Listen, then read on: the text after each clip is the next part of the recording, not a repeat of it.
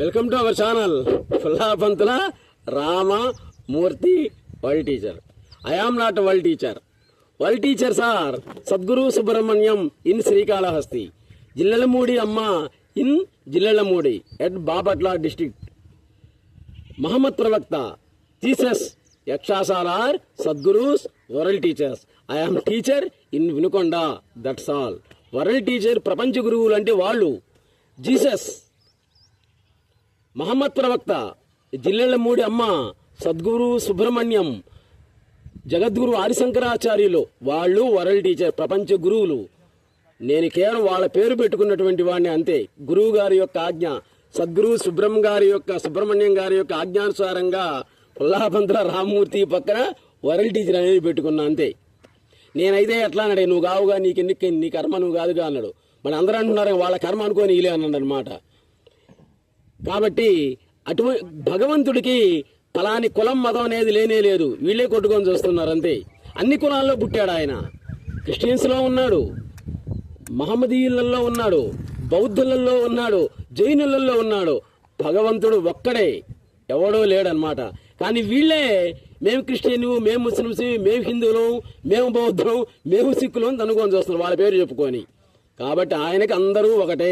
జ్ఞాని, అందే గురువు గారు అంటారు జ్ఞాని అజ్ఞాని, మాయా మహామాయ, మంచి చెడు అన్నీ కూడా నేనే అంటాడు అనమాట. ఆయనే భగవంతుడు. ఆయన ఎక్కడున్నాడంటే ఇందులోనే ఉన్నాడు.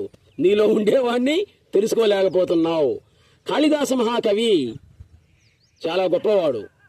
మహాకాళి స్వరూపాన్ని చూసి ఆమెతో మాట్లాడినటువంటి వాడు కాళిదాస మహాకవి. ఆయన 2 మహాకావ్యాలు, ఖండకావ్యాలు, రూపకాలు రచించాడు. అనుకోకుండా వచ్చింది కిరాతకుడు మొట్టమొదట. కాళీమాత యొక్క అనుగ్రహం ద్వారా ఆయన కవిత్వం అనేటువంటిది వచ్చింది. ఆయన ఒకసారి ఒక రాజు దగ్గర అన్నాడు, ఈ రోజు పౌర్ణమి అని చెప్పాడు. నిజానికి పౌర్ణమి కాదు అది, ఆ రోజు అమావాస్య. మిగిలిన కవులు పండితులు అందరూ కూడా ఎగతాళి చేశారని. ఏమయ్యా, నేను కాళీ వరప్రసాదుని అంటావు, అమావాస్యను పట్టుకొని పౌర్ణమి అంటున్నావే అన్నాడు. ఆశ్చర్యపోయాడు అన్నమాట ఈయన కూడా. అప్పుడు అమ్మవారు చూడండి, కాళీమాత తన ముక్కు పుడక ఎగరేసింది ఆకాశానికి, అంతే పౌర్ణం అయిపోయింది. మొత్తం అమావాస్య కాస్త పౌర్ణం అయిపోయింది. ఇక్కడ ఏమైంది, ఇక్కడ ఋషి యొక్క వాక్యం అసత్యమైనప్పటికీ కూడా చివరికి సత్యమే అయింది. అది ఉపాసనా బలం అంటే అదనమాట. ఇప్పటికీ ఉన్నారు మన దేశంలో చాలా మంది గాయత్రి ఉపాసన, మంత్రోపాసన కలిగినటువంటి మహర్షులు ఎంతో మంది ఉన్నారు. వాళ్ళు ఏదంటే కూడా అది జరుగుతుంది. అమావాస్యనే పౌర్ణమి చేశాడు ఎవరు? కాళిదాస మహాకవి. చెప్పేటువంటి వాడు, వినేటువంటి వాడు లేనప్పుడు ఉండేదే భగవద్గీత. చూడండి, పేరులోనే ఉంది భగవద్గీత అన్నాం. దాన్ని కృష్ణ గీత అంటంలా. ఎందుకని? కృష్ణుడు రాయలా, ఆయన చెప్పాడు. మరి రాసింది ఎవరు? ఆయనలో ఉండేటువంటి మహామాయ, విష్ణు మాయ. అది చెప్తుంటే ఈయన చెప్తూ ఉన్నాడు అనమాట. జరిగిందది. చంపను అన్నటువంటి వాడి చేతనే చంపించాడు. చివరికి నువ్వు నిమిత్త మాత్రుడి అనేటువంటి జ్ఞానాన్ని తెలియజేశాడు. వైద్యుడు మాతృభావం కలిగి వైద్యం చేయాలి. చూడండి ఏమన్నాడు డాక్టర్, నీ దగ్గరకు వచ్చేటువంటి వాళ్ళు ఎంతో మంది వస్తున్నారు రోగులు, వాళ్ళందరికీ కూడా భగవంతుడే ఆ రూపంలో వచ్చాడు అనుకొని వైద్యం చేయాలి. లాయర్లు ఉన్నారు, ఎంతమందో బాధితులు పాపం వస్తున్నాడు, మోసపోయామని, నా పొలాన్ని వాడుగా చేశాడు, తర్వాత వాడు ఈ విధంగా చేశాడు అని. కాబట్టి నువ్వు అప్పుడు ఏం చేయాలి, డబ్బుల కోసం అని బాధితుడిని ఇంకా బాధ పెట్టావనుకో, ఆ శాపాలు అనేటువంటి పాపాలు అనేటువంటిది నీ కుటుంబాన్ని తప్పనిసరిగా తగులుతాయి. ఎప్పటికైనా తగిలేదే అది.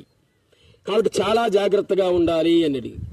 బాధితులు మీ దగ్గరికి, లాయర్ల దగ్గర కానీ డాక్టర్ల దగ్గరికి కానీ వచ్చినప్పుడు భగవంతుడే ఆ రూపంలో వచ్చాడు అని సేవ చేయాలి. అప్పుడు మిమ్మల్ని రక్షిస్తాడు. తాను సకలంలో ఉన్నట్లున్నా గాని సకలంలో తాను ఉన్నట్లుగా ఏదైతే ఉంటుందో అదే ఏకాంతం. ఏకాంతవాసం, ఏకాంతంగా ఉండాలి అంటాం. ఏకాంతం అంటే ఏం లేదు, ఇక్కడ అందరిలో కూడా నువ్వున్నా గాని నేను ఒక్కడే అని అహం ఏకహ అనేటువంటి భావమే ఏకాంతం అనేటువంటిది ఉంటుంది. అది కాన్సన్ట్రేషన్. అర్జునుడిని అడిగారు మత్స్యంత్రాన్ని కొట్టేటప్పుడు, చెట్టు మీద ఏమైనా కనిపిస్తుందా అన్నాడు. ఏమీ కనబడట్లా, ఆ మత్స్యం తప్ప అన్నాడు అనమాట.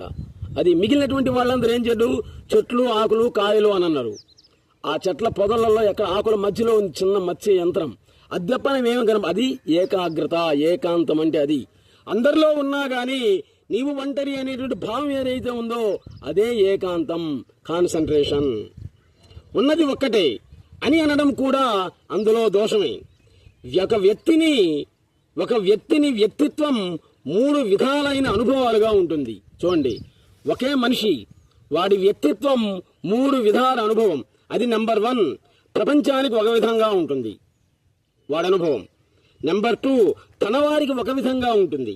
నెంబర్ 3, తనకు ఒక విధంగా ఉంటుంది. చూడండి, ఇక్కడ ఒక్కడే వ్యక్తి అనేవాడు ఒక్కడే, కానీ వాడి వ్యక్తిత్వం 3 రకాల ఉంది. ఇక్కడ వాడి వ్యక్తిత్వాన్ని ప్రపంచం చూసే విధానం వేరు, తర్వాత తన వాళ్ళు, తన బంధువులు, తల్లి తండ్రి అన్న అక్క వాళ్ళు చూసేటువంటి విధానం వేరు, తను చూసేటువంటి విధానం.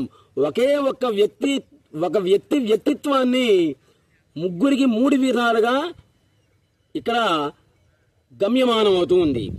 లోకంతో ఇతరులతోటి తనకు కలిగేటువంటి అనుభవం వేరు, తనకు కలిగేటువంటి అనుభవం వేరు. ఇక్కడ తనకు మాత్రమే కలిగేటువంటి అనుభవం వేరు.